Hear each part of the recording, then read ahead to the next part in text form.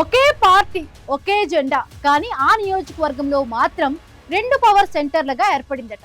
MLC మాజీ MLA మధ్య జరుగుతున్న కోల్డ్ వార్ కారణంగా కేడర్ మొత్తం కన్ఫ్యూజన్ లో పడిపోయారు. ప్రత్యర్థులను ఎదుర్కోవాల్సింది పోయి సొంత శిబిరంలోని ఆధిపత్యం కోసం పోరు ముదురుతోంది. ప్రజాభిమానం, కార్యకర్తల విశ్వాసమే టికెట్ కు ప్రామాణికమని అధినేత తేల్చి చెప్పినా అక్కడ మాత్రం సమీకరణాలు మారడం లేదట.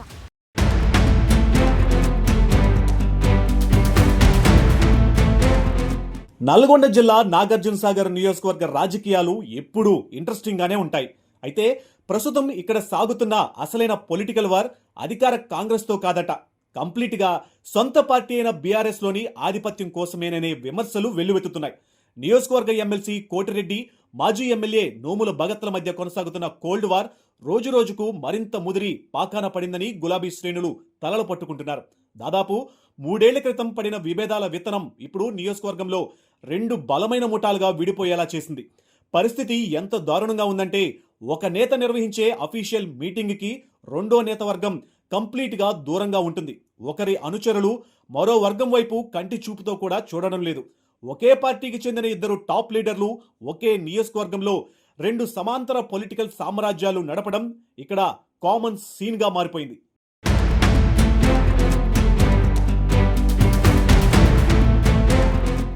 నోముల నరసింహయ్య మరణం తర్వాత జరిగిన ఉప ఎన్నికల నాటి నుంచి ఈ గ్యాప్ మొదలైందని తెలుస్తుంది.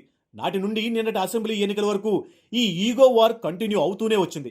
కలిసి పనిచేయాలని పార్టీ అధిష్టానం 1-2 సార్లు సూచించినా సయోధ్య కుదరలేదనే వాదన వినిపిస్తుంది. దీని ఫలితంగానే అప్పటి వరకు అధికార పార్టీగా ఉన్న బీఆర్ఎస్ కు సాగర్ కోటాలో ఘోరమైన ఎదురు దెబ్బ తగిలి సీటు చేజారిపోయింది. ఈ ఓటమి తర్వాతైనా ఇద్దరూ కలిసి రూట్ మారుస్తారు అనుకుంటే అస్సలు మారలేదు సరికదా, పగలు మరింత పెరిగాయట. ప్రస్తుతం నోముల భగత్ మాజీ ఎమ్మెల్యేగా ఉండగా కోటిరెడ్డి ఎమ్మెల్సీగా అఫీషియల్ పవర్లో కొనసాగుతున్నారు.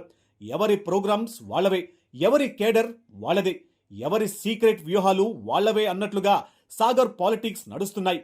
హైదరాబాద్లోని తెలంగాణ భవన్లో జరిగే మీటింగ్స్ కి కూడా ఎవరి అనుచరులను వారు గ్రూపులుగా తీసుకుని వెళ్తూ తమకు అనుకూలమైన పెద్దల వద్ద లాబీయింగ్ చేసుకుంటున్నారు.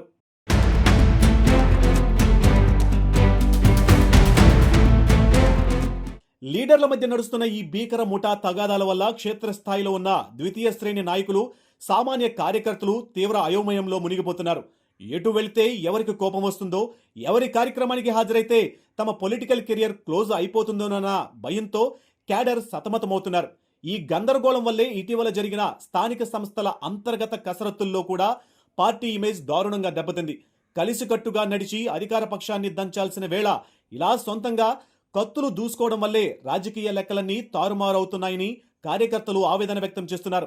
ఇటీవల నియోజకవర్గ పరిధిలో జరిగిన పార్టీ సన్నాహక సమావేశాలను కూడా ఈ ఇద్దరు నేతలు విడివిడిగానే నిర్వహించి తమ గ్రూప్ పవర్ను ప్రదర్శించుకోవడం చూస్తుంటే ఈ సాగర్ కుంపటి ఇప్పటిలో చల్లారే సూచనలు అస్సలు కనిపించడం లేదు.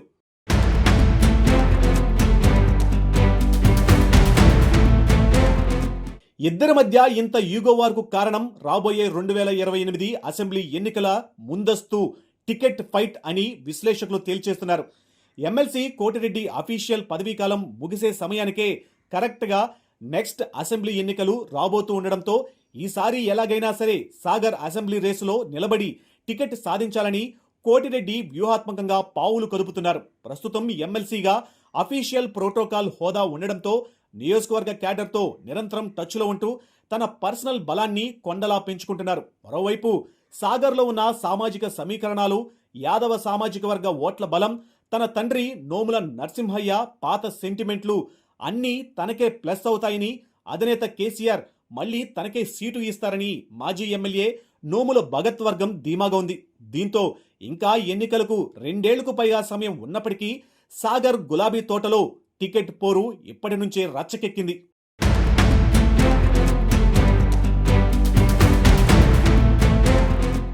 అయితే పార్టీ లైన్లో నడిచే వారికి ప్రాధాన్యం, ప్రజల్లో ఆదరణ, కార్యకర్తల్లో విశ్వాసం ఉన్న నాయకులకే అవకాశాలు ఉంటాయని పార్టీ అధినేత స్పష్టం చేసిన నేపథ్యంలో సాగర్లో భవిష్యత్ రాజకీయ మదనం ఎలా ఉండబోతుందన్న ఆసక్తి గులాబీ శ్రేణుల్లో నెలకొంది.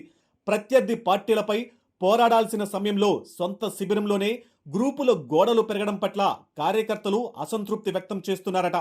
ఎన్నో రాజకీయ యుద్ధాలు గెలిచిన పార్టీ చివరకు సొంత కోటలోనే చిక్కుకుపోకూడదు అనే ఆందోళన గులాబీ కేడర్లో వినిపిస్తుంది. మొత్తానికి నాగార్జున సాగర్ గులాబీ రాజకీయంలో సాగుతున్న ఈ ఆధిపత్య పోరు రాబోయే రోజుల్లో పెద్ద పొలిటికల్ ట్విస్ట్ తీసుకునేలా ఉంది. మరి ఇరు వర్గాల లొల్లిని సర్ది చెప్పి సయోధ్య కుదురుస్తారా, లేక ఈ గ్రూప్ వార్స్ సాగర్ కోటను ప్రత్యర్థులకు గిఫ్ట్గా ఇచ్చేలా మారుతుందో తెలియాలంటే మరికొద్ది రోజులు వెయిట్ చేయాల్సిందే.